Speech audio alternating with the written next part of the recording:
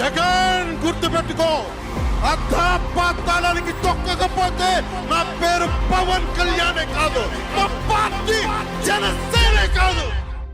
தற்கொலை முயற்சிட்டு ஆந்திராவின் அமைச்சர் பவன் கல்யாண் கடந்து வந்த பாதை.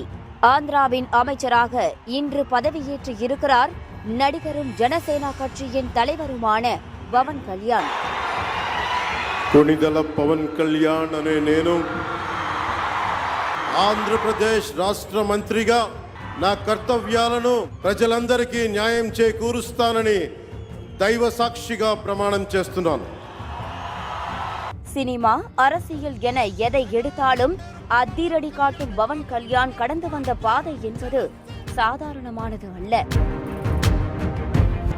பெரிய திரை குடும்பத்தின் நிழலில் வளர்ந்தாலும் பவன் கல்யாண் கடந்து வந்த பாதையில் முற்களும் கற்களுமே அதிகம்.